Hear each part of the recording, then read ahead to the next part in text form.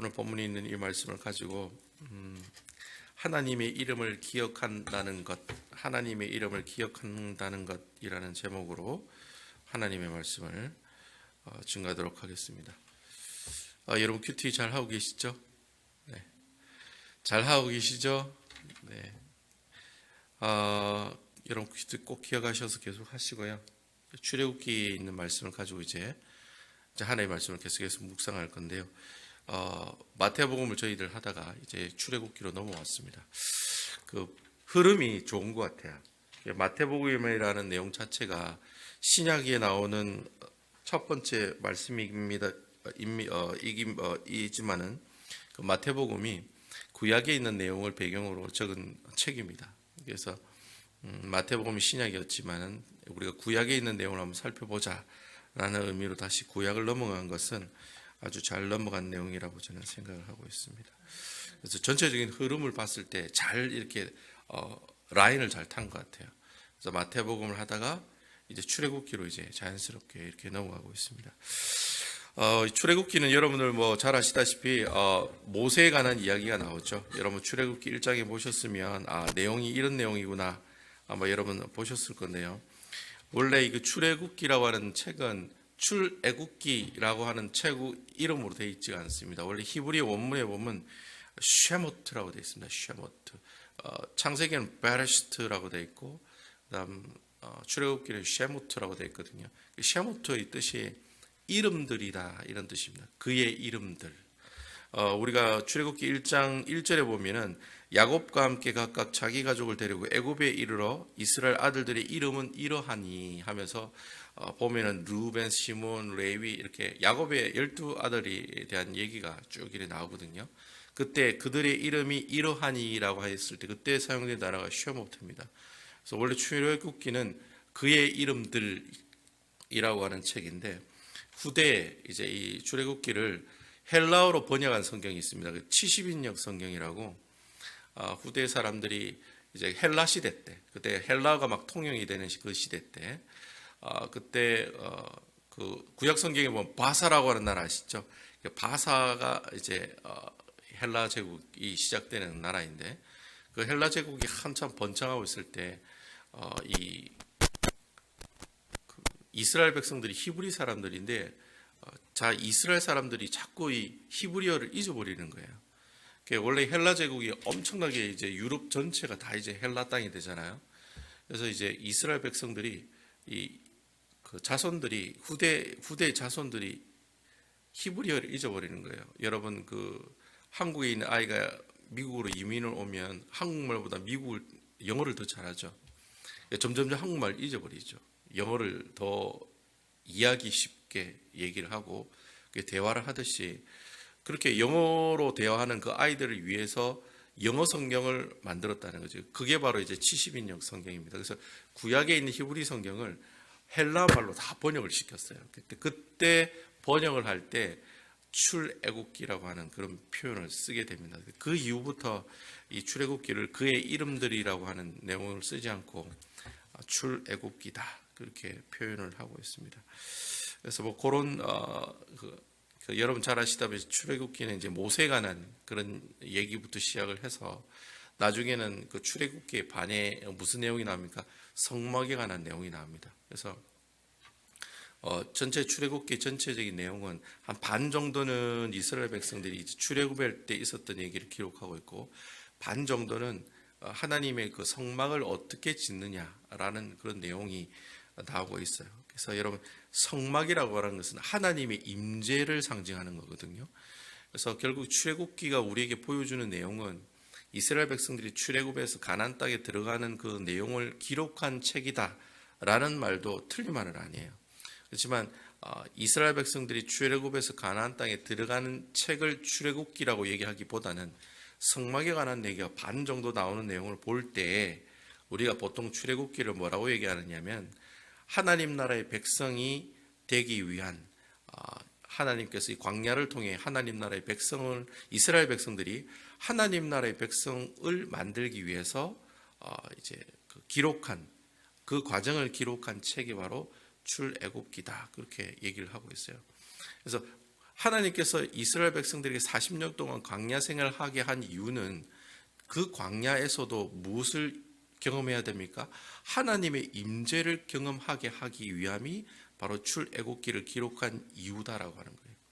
그래서 여러분 성막에 관한 내용이 나중에 출애굽기 뒷부분에 보면 계속해서 성막에 관한 내용이 나옵니다. 그래서 뭐 출애굽기인데 나중에는 뭐 성막의 내용으로 마치냐 뭐 이렇게 불평을 할 정도로 출애굽기 절반은 성막에 관한 내용이 나옵니다. 그래서 네가 하나님 나라의 백성이면 가나안 땅에 들어가기 전까지 어떤 사람이 되어야 된다는 거예요? 하나님의 임재를 경험하는 사람들이 되어야 된다는 거예요. 그래서 그러한 과정을 적어놓은 글이 바로 출애굽기에 관한 내용들이다라는 겁니다. 그래서 저는 여러분들이 이 출애굽기가 총 40장으로 되어 있거든요. 창세기가 50장이고 출애굽기가 40장으로 되어 있는데 굉장히 긴 내용이에요. 근데 여러분 이 긴 내용을 통해서 내가 하나님 나라의 백성이 어떻게 되어가는지, 또 하나님의 임재를 어떻게 경험하는지, 뭐가 하나님께서 기뻐하신 하나님 나라의 백성이 되는 방법인지를 이 출애굽기를 통해서 여러분 말씀을 통해서 배워가신 여러분 되시기를 주님의 이름으로 축원을 드리겠습니다. 많은 목사님이 설교를 하실 때 출애굽기를 가나안 땅에 들어가는 것이 최종 목적이다라고 생각하고 출애굽기를 해석하시는 분들이 많으세요. 가나안 땅에 들어가는 게 목적이긴 해요. 하지만 가나안 땅에 들어가는 게 목적이 아니라 가나안 땅에 살아갈 수 있는 하나님 나라의 백성을 만드는 것이 출애굽기에 나오는 전체적인 내용의 핵심이고 키워드다. 이렇게 여러분 보시면 될 것 같아요. 그래서 출애굽은 보면은 뭐 내가 예수를 처음 믿고 홍해 바다를 건너고 내가 세례를 받고 그리고 하나님 훈련을 받아서 천국에 들어간 요단강을 건너서 천국에 들어간다. 그래서 이 출애굽기를 구원의 서정의 과정이다라고 얘기하시는 분이 있는데 오히려 그렇게 표현하는 것보다는 가나안 땅에 들어가고자 하는 그 하나님 나라의 백성을 만드는 것이 가장 큰 최종적인 목적, 그 목적을 위해서 이 출애굽기가 기록되었다라고 하는 사실입니다. 그래서 여러분들이 출애굽기를 묵상하실 때 묵상하면서 그걸 그걸 캐치하셔야 돼요. 내가 하나님 나라의 백성이 되려면 어떻게 해야 될까? 내가 매일 하나님의 임재를 경험하려면, 임재를 경험한다는 말은 하나님을 만난다는 거거든요. 내가 하나님을 만났을 때 내가 어떻게 하나님을 만날 수가 있을까? 그리고 또 하나님을 만난 사람은 또 광야의 40년의 그 어려운 가운데 어떻게 그 모습을 이겨낼까? 그런 모습들을 포커스로 가지고 여러분 출애굽기를 묵상하시면 아마 굉장히 출애굽기 말씀을 묵상하는데 은혜가 될 줄로 믿습니다. 그래서 여러분 그 출애굽기의 마지막이 어떻게 끝나느냐면 성막을 다 지었을 때 하나님의 구름이 그 천막 위에 가득 차는 모습으로 출애굽기가 끝이 나요. 그러니까 성막을 다 짓고 난 다음에 그곳에 하나님이 임재하셨다라는 표현이 바로 출애굽기의 마지막이라는 거죠. 그래서 제가 여러분들이랑 제법 긴 시간 동안 출애굽기의 말씀을 묵상하겠지만 출애굽기를 묵상하시면서 그런 하나님의 임재하심을 경험하는 여러분들 되시기를 주님의 이름으로 축원을 드리겠습니다. 마지막에 이렇게 하는 것이 내가 하나님 나라의 백성으로 사는 법이구나. 내가 이렇게 사는 것이 천국 백성이 되는 자격 조건을 갖추어 나가는 사람들이 되는 것이구나. 그걸 깨닫는 그런 시간들이 되었으면 좋겠어요. 단순히 그냥 모세가 있는데 이스라엘 백성들하고 홍해바다 건너고 시내산에서 율법 받고 광야에서 40년 동안 뺑뺑 돌다가 요단강 건너서 가나안 땅에 들어가더라. 그런 개념의 역사적인 내용으로만 알고 있는 것이 아니라 내가 어떻게 하나님을 만날 수가 있을까? 내가 하나님을 만나면 어떤 사람이 되어야 되느냐? 그게 중요하다는 거죠. 그래서 그런 내용을 염두에 두시고 출애굽기를 보시면 아마 여러분들에게 큰 은혜가 될 줄로 믿습니다. 그래서 오늘 본문에 있는 말씀을 보면은 이제 모세가 하나님의 부르심을 받는 장면이에요. 어제 내용이 이제 모세가 불타는 떨기나무 가운데 누구를 만나요? 하나님을 만나요. 그때 하나님의 임재를 경험하게 된다는 거예요. 그때 하나님의 임재를 경험했을 때 하나님께서 내 신을 벗으라 그렇게 하면서 뭐 이렇게 하나님의 임재하심의 모습들을 보여주는 하나님이 모세를 부르시는 그런 모습들을 우리가 살펴볼 수가 있다라고 하는 것입니다. 그래서 내 신을 벗으라는 말이 무슨 말이냐면 이제까지 네가 살아갔던 삶의 방식과 삶의 습관과 가지고 있는 모든 행태를 다 어떻게 해요? 버리라고 하는 뜻이. 내 신발을 벗으라 할 말은 네가 이제까지 세상의 방식대로 살아갔던 모든 생각과 가치관과 생활 방식이라든지 네가 살아왔던 그 여러 가지 모습들을 다 내어버리고 어떻게 해요? 이제는 하나님께서 주시는 방식대로, 하나님 주시는 식대로, 하나님 주시는 법대로 살아가라. 이것이 바로 내 신을 벗는 행위가 바로 그런 의미를 가지고 있어요.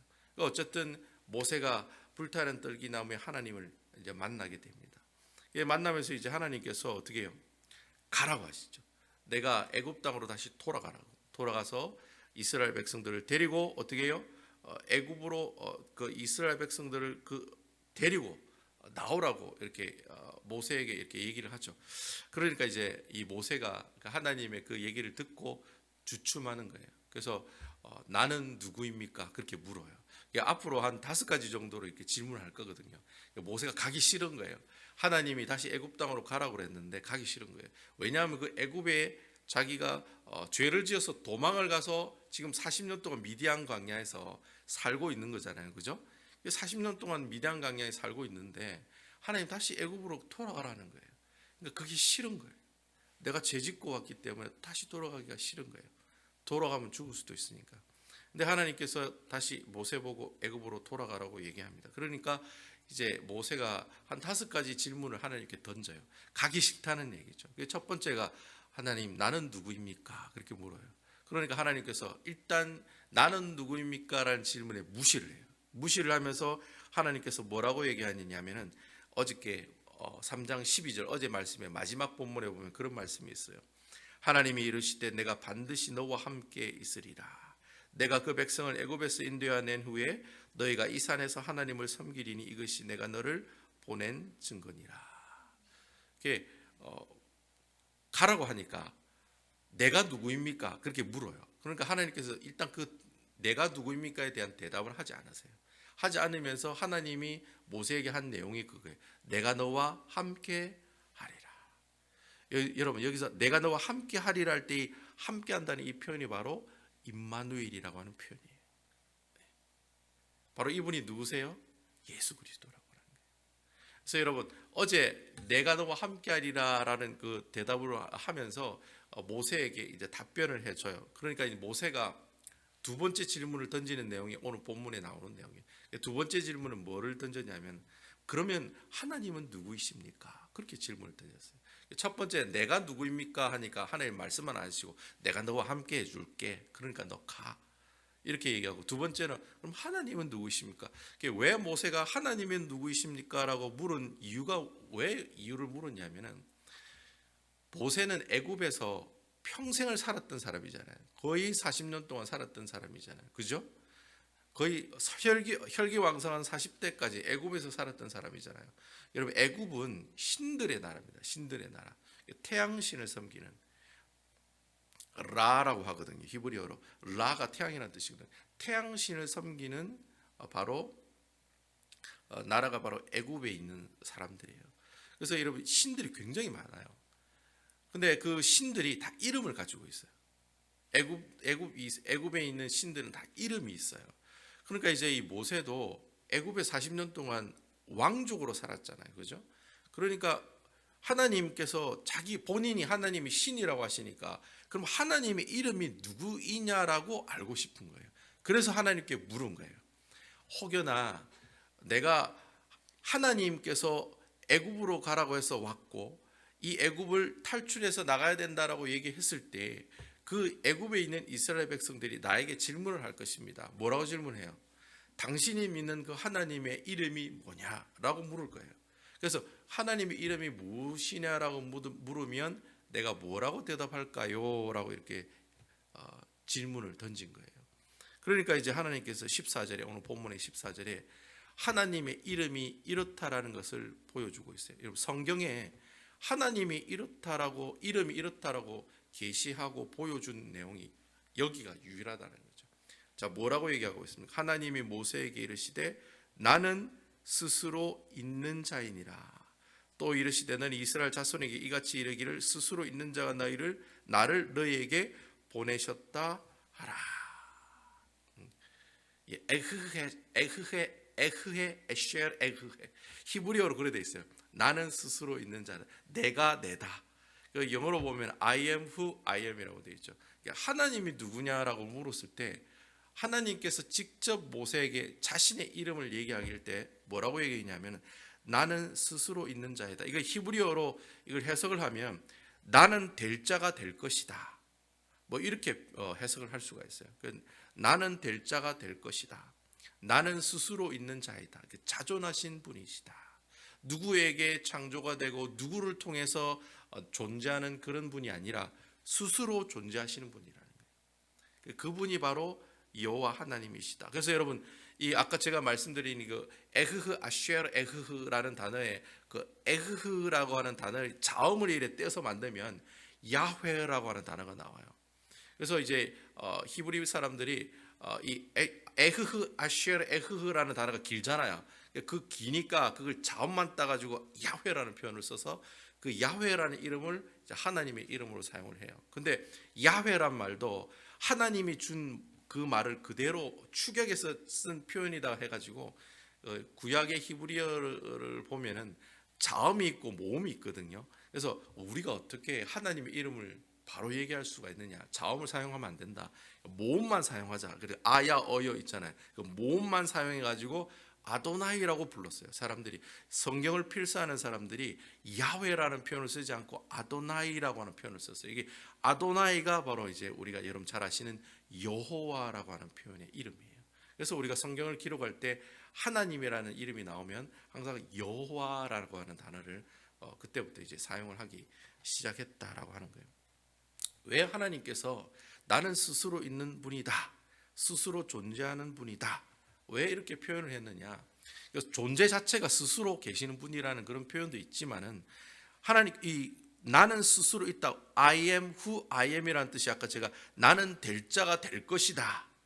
나는 될 자가 앞으로 될 것이다라는 그런 뜻을 가지고 있다고 제가 말씀을 드렸잖아요. 이 해석을 우리가 크게 세 가지로 우리가 해석을 할 수가 있어요. 어떻게 할 수가 있냐면 우리 하나님께서는 어떻게 해요? 우리 하나님께서는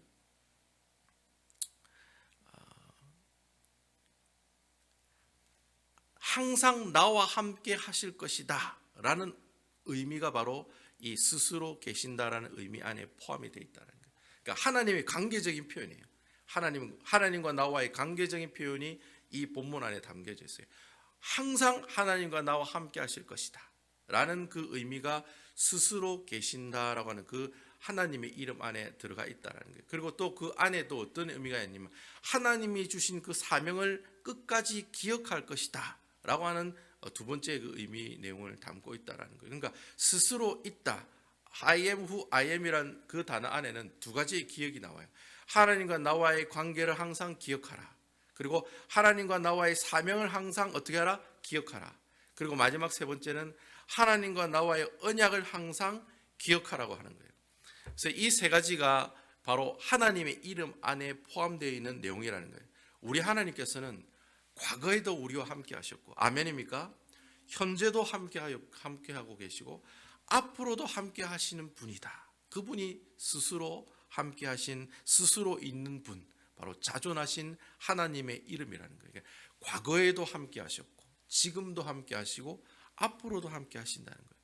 과거에도 우리에게 하나님께서 주신 사명이 있고 지금도 하나님께서 우리에게 주신 사명이 있고 앞으로 미래도 우리가 하나님의 일을 해야 될 사명을 받는 사람, 사명을 주시는 분, 그분이 바로 스스로 계시는 하나님의 이름의 뜻이라는 거예요. 그리고 마지막은 이전에도 하나님께서 나와 함께 하신다고 약속하셨고 지금도 약속하시고 앞으로도 그렇게 할 것이라고 약속해 주신 하나님, 그 하나님이 바로 스스로 있는 자, 자존하신 하나님, 하나님 이름의 의미의 뜻이다라고 이야기할 수 있다라는 거예요.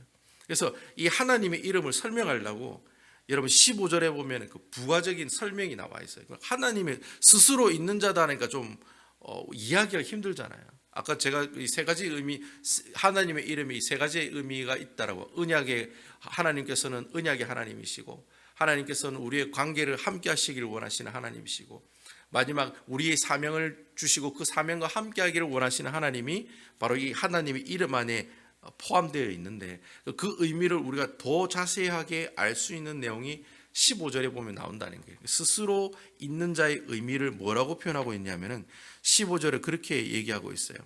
하나님이 또 모세에게 이르시되 너는 이스라엘 자손에게 이같이 이르기를 너희 조상의 하나님 여호와 곧 아브라함의 하나님 이삭의 하나님 야곱의 하나님께서 나를 너희에게 보내셨다 하라. 이는 나의 영원한 이름이요 대대로 기억할 나의 징언이라. 제가 아까 이 I am who I am, 하나님께서는 스스로 있다라는 말이 나는 될 자가 될 것이다 라는 그런 표현이라고 제가 뜻이라고 얘기했죠. 그래서 나는 될 자가 될 것이다 라는 의미가 뭐냐 하니까 이전에 아브라함과 함께 하셨던 그 하나님이 지금 하나님도 될 것이라는 거예요. 이전에 이삭과 함께 하셨던 그 하나님이 지금 하나님이 될 것이라는 거예요. 또 야곱과 함께 하셨던 그 하나님이 지금 바로 이 자리에 나와 하나님이 함께 하실 것. 그리고 마지막에 이 아브라함과 이삭과 야곱의 하나님이 또 앞으로 미래에 우리가 경험해야 될 그 날 가운데서도 이 아브라함의 하나님, 이삭의 하나님, 야곱의 하나님을 우리가 어떻게 해요? 경험하게 되고 만나게 된다는 거예요. 바로 그렇게 하게 하시는 그분이 바로 여호와 하나님이시라는 거예요. 하나님의 이름의 의미를 조금 더 구체적으로 풀어서 이해하기 쉽게 설명한 것이 바로 아브라함의 하나님, 이삭의 하나님, 야곱의 하나님의 모습들을 우리에게 보여주신 내용이라는 거죠. 그래서 여러분 아브라함, 이삭, 야곱의 그 공통된 특징이 있어요. 이 사람들의 특징이 뭡니까? 하나님이 이 사람들과 항상 약속을 하셨다는 거예요. 아브라함과도 약속을 하시고 이삭과도 약속을 하시고 야곱과도 약속을 하셨어요. 어떤 약속을 하셨어요? 네가 하나님 말씀에 순종하면 내가 복을 주고 불순종하면 어떻게 해요? 하나님께서 심판을 하시겠다. 그게 언약이라고 하는 거예요. 그래서 여러분 제가 구약 성경을 공부할 때 언약을 잊어버리면 창세기에서 요한계시록에 나는 모든 내용을 이해하기 힘들다고 제가 말씀을 드렸어요. 출애굽기 안에도 이 언약이 포커스가 되는 거예요. 내가 함께했던 그 언약의 그 하나님이 지금도 함께 하시고 과거에도 함께 하셨던 그 하나님이 지금도 함께 하시고 앞으로도 함께 하실 거라는 거예요. 그분이 바로 스스로 있는 자존하신 하나님의 이름이라고 하는 거예요. 그래서 제가 아까 여러분들에게 나와 함께하리라, 내가 너와 함께할 테니까 애굽 땅으로 가라고 했을 때 그 함께한다는 표현의 의미가 뭐라고 그랬습니까? 바로 임마누엘의 하나님의 모습들이다라고 제가 말씀을 드린 게 바로 그거라는 거예요. 그럼 결국에는 여러분 나는 스스로 있는 자, 그분이 누구세요? 임마누엘이시라는 거예요. 그분이 누구세요? 예수 그리스도라고 하는 거예요. 스스로 계시는 그분이 우리 눈으로 보이게 오신 분이 바로 예수 그리스도라고 하는 거예요. 바로 그분이 곧 하나님이요 하나님의 아들이신 예수 그리스도가 되신다라는 거예요. 그분이 우리와 항상 함께 하시기 위해서 그분이 십자가에 못 박혀 죽으시고 부활하시고 승천하신 다음에 누구를 우리에게 보내주셨죠? 성령 하나님을 우리에게 보내주셨다. 왜 보혜사 성령님을 보내주셨냐? 바로 우리 하나님께서는 I am who I am, 과거에도 계시고 지금도 계시고 앞으로도 우리와 함께 하시는 임마누엘의 하나님이시라. 그런 이름을 가지고 계시는 분이 바로 여러분들이 믿고 따르고 배우고자 하는 하나님의 이름의 모습들이다라고 하는 것입니다. 그래서 그러한 내용들이 오늘 본문에 쭉 이렇게 15절까지 하나님의 이름에 대해서 이 하나님 이름을 직접 모세에게 계시하셨어요. 여러분 이 세상에 있는 모든 신들의 이름은 사람이 다 지었거든요. 그런데 여러분 여호와 하나님 스스로 계시는 그 I am who I am, 에셔 예흐헤라고 하는 이 하나님의 이름은 누가 직접 얘기하신 거예요? 하나님이 직접 사람에게 계시하시고 보여준 이름이라고 하는 거예요. 그러니까 여러분 이 세상에 있는 신들의 이름이랑 하나님의 이름이랑 어떻게 해요? 질적으로 차이가 난다는 거예요. 그 점을 여러분 꼭 기억하고 계셔야 된다는 거예요. 그러면서 이제 16절에 보시면은 하나님께서 가라고 하는데 자꾸 나는 누구입니까? 당신은 누구입니까? 이름이라도 좀 얘기해 주세요. 자꾸 이렇게 안 가려고 이렇게 모세가 하나님께 질문을 던지니까 하나님께서는 이제 16절에 보시면 뭐라고 얘기합니까? 아주 자세하게 얘기해 줘요. 야, 너 갈 때 혼자 가지 말고 누구 데리고 가라고 합니까? 장로들을 모아서 움직여라. 네 혼자 가지 마라. 장로들하고 모아서 데려가라. 그리고 이스라엘 장로들과 함께 누구에게 가라? 바로에게 가라. 그 얘기가 이제 18절, 19절, 20절에 있는 말씀에 쭉 계속해서 이제 우리에게 얘기해 주고 있다는 거예요. 하나님께서 친절하게 얘기하는 거예요. 야, 네가 바로한테 가가지고 내가 사흘길을 가서 하나님 앞에 예배 드리기 위해서 내가 잠시 출애굽을 떠난다라고 얘기하면서 어떻게 해요? 이스라엘 백성들을 데리고 와라. 그렇게 얘기하고 있어요. 근데 그 데리고 와라고 할 때 여러분 오늘 그 17절 후반절에 18절 후반절에 보시면 우리 하나님 여호와께 제사를 드리려 하오니 사흘길쯤 광야로 가도록 허락하소서 하라. 그래서 왜 사흘길 정도 가서 뭘 하기를 원한다고 바로에게 얘기하라고 합니까? 예배 드리기를 원한다라고 얘기하라고 얘기하고 있는 거예요. 그러니까 결국에는 이스라엘 백성들이 출애굽하는 이유가 또 오늘 본문의 말씀을 통해 우리에게 보여주고 있는 거예요. 왜 하나님께서 광야로 데려가시느냐? 예배하게 하기 위해서 데려가신다는 거예요. 예배가 뭐예요? 하나님의 임재를 경험하는 것이 예배예요. 솔로몬 성전을 다 만들고 난 다음에 하나님께 예배를 드리려고 제물을 이렇게 하나님께 바쳤을 때 하늘에서 불이 내려와 그 제물을 다 불태우는 역사가 나타나요. 여러분 그거 기억하시죠? 그때 하나님의 큰 구름이 솔로몬 성전에 임하게 됩니다. 그게 무슨 말이에요? 솔로몬 성전에 뭐가 임한 거예요? 하나님께서 임재하셨다는 거예요. 하나님께 예배 드릴 때 하나님이 임재하셨다는 거예요. 마찬가지예요, 여러분. 왜 이스라엘 백성들 하나님께서 광야로 끌고 가시고자 하느냐? 오직 하나님만 바라보고 하나님만 의지하고 하나님께만 모든 것을 내어 걸고 살아가는 백성으로 살아가기를 원했다라는 거예요. 그럼 그렇게 하기 위해서는 하나님께서 원하시는 이스라엘 백성들에게 요구하시는 첫 번째 행동이 뭐냐? 예배라고 하는 거예요. 그러니까 여러분, 내가 하나님과의 관계를 회복하는 가장 좋은 방법은 예배당에 나와서 예배를 드리는 거예요. 수요 예배가 있으면 수요 예배에 나와서 예배를 드리고, 토요 새벽 기도가 있으면 토요 새벽 기도 나와서 예배를 드리는 거예요. 그 주일 예배가 있으면 주일날 나와서 예배를 드리는 것이 바로 하나님의 임재를 경험하는 가장 좋은 방법이라고 하는 거예요. 그래서 이스라엘 백성들을 하나님께서 그렇게 얘기하라고 하잖아요. 그게 거짓말이겠습니까? 바로에게 진짜 거짓말로 그렇게 얘기해서 네가 그 사람들 데리고 나와라, 그런 얘기가 아니거든요. 실질적으로 하나님께서는 이스라엘 백성들에게 예배 받기를 원하셨어요. 왜냐하면 그렇게 할 때 하나님께서 이스라엘 백성들에게 임재하셨기 때문이다라고 하는 거예요. 그 말씀이 오늘 18절 후반절의 말씀을 통해서 우리에게 얘기하고 있어요. 그러면서 19절에 보면은 19절과 20절에 보면은 네가 그렇게 해도 아무리 그렇게 해도 애굽에 있는 바로 왕이 너를 어떻게 할 것이다? 보내주지 않을 거다. 그러면서 그 나라를 친 후에야 그가 너희를 보내리라. 20절에 보면 이게 여기 나오는 이 친다는 이 단어가 어디에 나오냐면 모세가 애굽 사람을 쳐 죽였을 때 그 쳤다는 말하고 똑같은 말이에요. 하나님께서 애굽에 있는 사람들을 죽여야지만이 어떻게 해요? 결국에는 그 이스라엘 백성들이 애굽을 나올 수가 있다는 것을 우리에게 지금 얘기해 주고 계신다는 거예요. 실질적으로 하나님께서 이 애굽 땅에 이스라엘 백성 나오게 할 때 몇 가지 재앙을 내립니까? 10가지. 피, 개구리, 이파리, 뭐 이렇게 우음의 흑장미가, 악독한 흑장미가 너무 무서워 이러면서 10가지 재앙을 막 외우잖아요. 피, 개구리, 이파리, 뭐 악질, 독종, 뭐 이렇게 우박, 메뚜기, 그다음 흑암, 장자재앙, 뭐 이렇게 10가지 재앙이 있는데 그 10가지 재앙이 뜻하는 바가 있어요. 그리고 10가지 신이에요. 여러분, 애굽에서 섬기는 10가지 신을 대항해서 싸우는 게 10가지 재앙이에요. 피는 나일강을 섬기는 신을 향해서 싸우는 그 전쟁이에요. 그리고 마지막 장자재앙은 사람을 치료하고 사람을 살리는 신. 뭐 지금으로 말하면 뭐 의학의 신, 치료하시는 신, 그게 신이고 그 앞에 신이 바로 어떤 신이에요? 흑암 재앙이거든요. 흑암이라는 건 태양의 신을 어떻게 하나님께서 물리쳐 싸워 이기셨다는 거예요.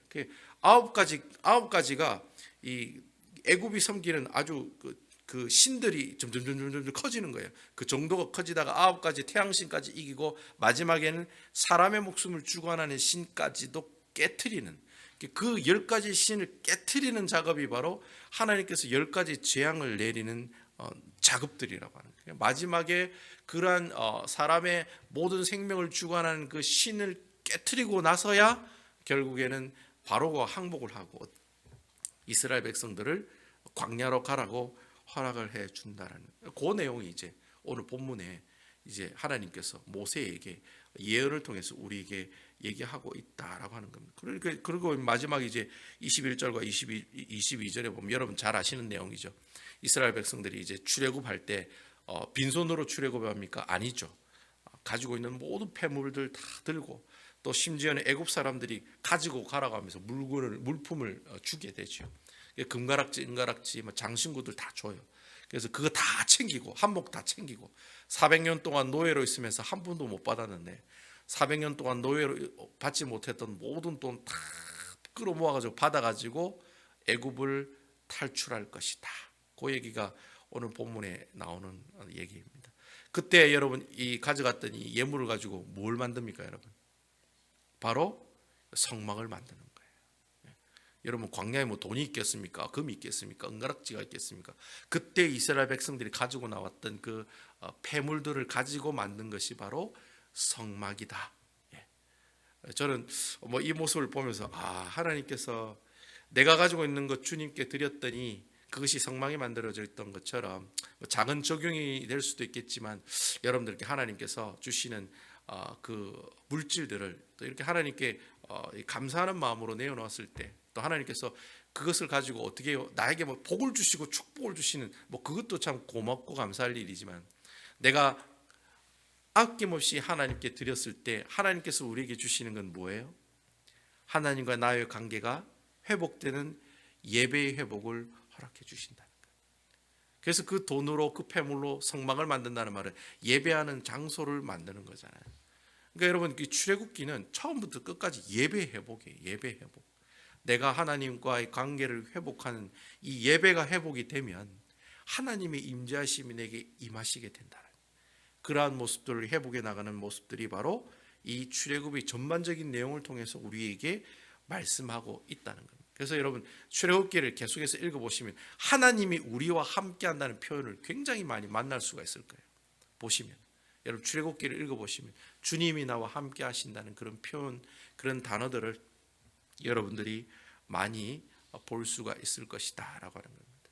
하나님께서 직접 모세에게 자신이 누구인지를 얘기하시고 계시하셨습니다. 왜 하나님의 이름을 모세에게 직접 이렇게 말씀하셨습니까? 왜 그렇게 직접 모세에게 얘기했을까? 이유가 뭘까요, 여러분? 여러분 광야에 가면은 아무것도 없습니다. 여러분 그 미국에 사시면서 사막을 한번 가보셨을 거예요. 아마 여행으로 못 가신 분도 계실 건데 여러분 사막이나 이런 데 가면은 진짜 아무것도 없습니다. 아무것도 없습니다. 그래서 광야에 가면은 사막에 가면은 뭐만 쳐다본다고 그럽니까? 하늘만 쳐다본다잖아요. 하늘만. 주위에 아무것도 없으니까 하늘만 쳐다본다는 거예요. 하나님께서 원하셨던 것은 바로 그런 거였어요. 이스라엘 백성들이 하나님만 쳐다보는 백성이 되기를 원하셨다는 거예요. 이 말을 우리가 다른 말로 얘기하면 하나님의 이름으로도 충분한 백성으로 만들기 위해서 하나님께서 출애굽하는 역사를 이스라엘 백성들에게 경험하셨다는 거예요. 그래서 여러분 예수 그리스도의 이름, 그 이름 하나로 충분한 우리의 삶을 살아갈 줄로 믿으시는 여러분 되시기 바랍니다. 예수님의 이름으로 충분하다잖아요. 여러분 우리 목사님 설교하실 때 주님의 이름으로 충분하다. 여호와 하나님의 이름으로 충분하다는 거예요. 내가 내 손에 머니를 가지고 내가 내 손에 재물을 취할 때 그것으로 충분한 것이 아니라 여러분 돈 많이 버니까 여러분 마음이 편합니까 여러분? 예? 저는 안 그렇던데요. 전 제 수중에 돈이 좀 있으니까 편할 줄 알았더니 그게 아니더라고요. 뭐 제가 뭐 돈을 그렇게 긁을 수 있는 그런 사람은 아닙니다만 여러분 내 수중에 돈이 들어온다고 내가 평안하고 그것이 충족하고 만족이 되던가요? 안 그래요. 예수 그리스도 이름 그분 한 분만으로 만족하는 삶을 살아가게 하기 위해서 하나님의 이름을 우리에게 말씀하셨다. 여러분 아멘이지요? 그래서 오늘 하루를 살아가시면서 그런 고백이 있었으면 좋겠어요. 하나님 이름, 예수님 그 이름 한 분만으로 저는 만족합니다. 예수님, 내가 알고 있는 그 예수님 그 한 분만으로 충족합니다. 내가 지금 살기 좀 힘들고 코로나 때문에 이런저런 경제적인 사람들이 약간 좀 이전보다 못한 그런 모습들이 있긴 하지만, 그럼에도 불구하고 내 삶은 예수 그리스도라는 이름 그 한 분만으로도 충분합니다. 주님이라고 고백하는 여러분들의 신앙의 삶의 모습들이 된다면, 여러분, 이스라엘 백성들 광야에 있을 때 원망과 불평이 나올까요? 안 나올까요? 안 나오겠죠. 하나님 그 한 분만으로도 충분하잖아요. 광야에 40년 동안 이스라엘 백성들 하나님께서 옷도 신발도 40년 동안 떨어지지 않고 닳지 않도록 만들어 주시고, 그 뜨거운 햇빛 구름 기둥으로 막아 주시고, 그 추운 밤을 불 기둥으로 따뜻하게 해 주시고, 때로는 만나로 메추라기로 또는 반석에서 물이 터지게 함으로 해서 광야 40년 동안 하나님 한 분만으로 충분하다는 모습들을 보여주셨잖아요. 그분이 바로 우리 주 여호와 하나님이라는 거예요. 그래서 오늘 하루를 살아가실 때 예수님이라는 고백이 여러분 입술로 나올 때 그것만으로도 만족하는 거예요. 예수님 괜찮습니다. 제가 뭐 좀 없으면 좀 어떻나요? 예수님 괜찮습니다. 제가 뭐 마음 좀 상하면 어떻습니까? 예수님만 있으면 됩니다. 예수님, 제가 뭐 좀 이렇게 힘든 거 뭐 예수님 한 분이면 괜찮습니다. 하나님께서 모든 걸 어떻게 해요? 책임주시고 임마누엘 대신 함께 하시는 그 하나님 모습들을 경험하는 역사가 나타날 줄로 믿습니다. 자, 우리 한번 따라해 봅시다. 예수님 한 분만으로 족합니다. 예. 어렵고 힘들 때마다 예수님 찾으시고 예수님 때문에 만족하시고 예수님 때문에 여러분들의 문제가 해결되는 그런 아름다운 귀한 역사를 경험하는 오늘 귀한 하루가 되시기를 주님의 이름으로 축원을 드리겠습니다.